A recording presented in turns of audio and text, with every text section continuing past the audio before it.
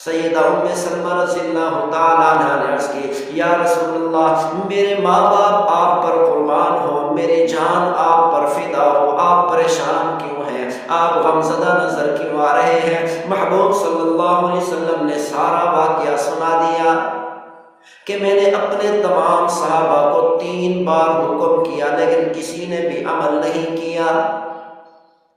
سیدہ ام سلمہ رضی اللہ تعالیٰ عنہا بڑی سمجھدار بیوی تھی، بڑی سمجھدار زوجہ تھی۔ عرض کی یا رسول اللہ آپ کو پریشان ہونے کی ضرورت نہیں، آپ کو غمزدہ ہونے کی ضرورت نہیں، ابھی آپ باہر تشریف لے جائیں اور اپنے قربانی کا جانور ذبح کر دیں، اپنا سر منڈوا کر احرام سے باہر آ جائے، جیسے ہی آپ کے پروانے، آپ کے شاگرد، آپ کے صحابہ دیکھیں گے آپ کی سنت پر ضرور ٹوٹ پڑیں گے۔ الحمدللہ الحمدللہ وکفی والصلاة والسلام علی عبادہ الذین اصطفی، خصوصاً علی سید الرسل محمد المصطفى وعلى آلہ المجتبى وعلى أصحابه الأتقياء والأصفياء، أما بعد فأعوذ بالله من الشيطان الرجيم، بسم الله الرحمن الرحيم، ومن آياته أن خلق لكم من أنفسكم أزواجا لتسكنوا إليها، وقال الله تبارك وتعالى في مقام آخر رب ابن لي عندك بيتا في الجنة ونجني من فرعون وعمله ونجني من القوم الظالمين، صدق اللہ مولانا العظیم۔ اللہ اور اس کے رسول نے جتنے فضائل بیان فرمائے ہیں، تو اگر میاں اور بیوی آپس میں محبت سے رہیں، یہ بیوی شوہر کے لیے جنت کا زینہ اور سیڑھی بن سکتی ہے۔ اسی لیے اللہ تعالیٰ نے قرآن مجید فرقان حمید میں ارشاد فرمایا الصالحات قانتات حافظات للغیب بما حفظ اللہ، اللہ تعالیٰ نے ارشاد فرمایا جو عورتیں نیک صالح ہوتی ہیں، اطاعت کرنے والی ہوتی ہیں، فرما برداری کرنے والی ہوتی ہیں، حافظات للغیب بما حفظ اللہ، شوہر کے پیٹھ پیچھے عزت کے حفاظت کرنے والی ہوتی ہے۔ جو عورت اپنے شوہر کے مال کی حفاظت کرنے والی ہوتی ہے، شوہر کے تمام حقوق کی حفاظت کرنے والی ہوتی ہے، ایسی عورت اللہ تعالیٰ نے فرمایا کل قیامت والے دن جنت کے 8 دروازوں سے اس کو پکارا جائے گا، اس کا استقبال کیا جائے گا، جنت کے 8 دروازوں سے اس کا استقبال کیا جائے گا۔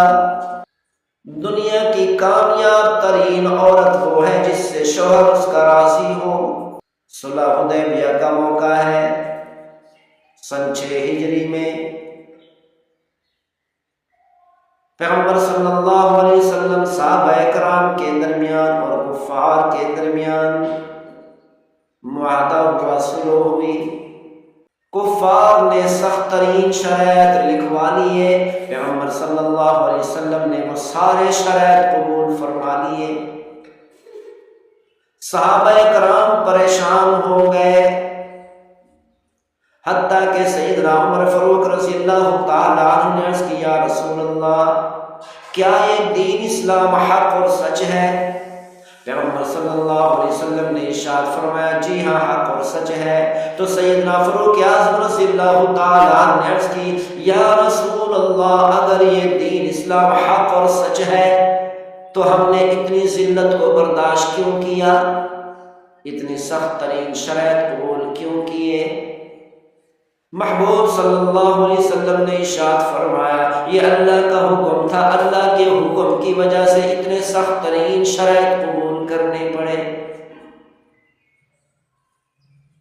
یہ اللہ کی حکمت ہے، ہو سکتا ہے کہ اس صلح کی وجہ سے، سخت ترین شرائط قبول کرنے کی وجہ سے آنے والے وقت میں اللہ تعالیٰ ایک بہت بڑی فتح ہمیں نصیب کر دے۔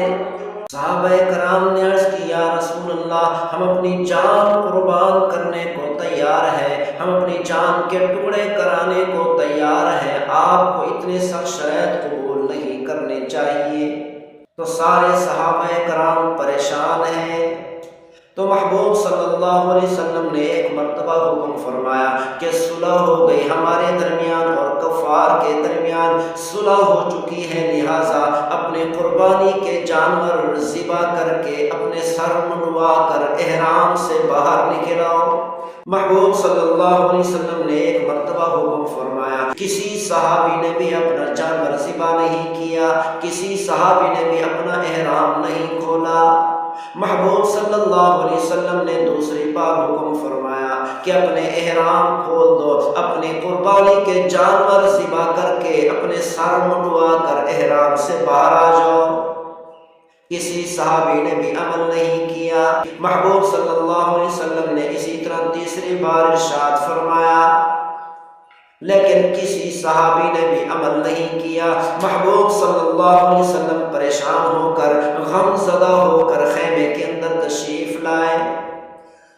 محبوب صلی اللہ علیہ وسلم کی زوجہ مطہرہ سیدہ ام سلمہ رضی اللہ تعالیٰ عنہا نے عرض کی، یا رسول اللہ، میرے ماں باپ آپ پر قربان ہو، میری جان آپ پر فدا ہو، آپ پریشان کیوں ہیں، آپ غمزدہ نظر کیوں آ رہے ہیں؟ محبوب صلی اللہ علیہ وسلم نے سارا واقعہ سنا دیا کہ میں نے اپنے تمام صحابہ کو 3 بار حکم کیا، لیکن کسی نے بھی عمل نہیں کیا۔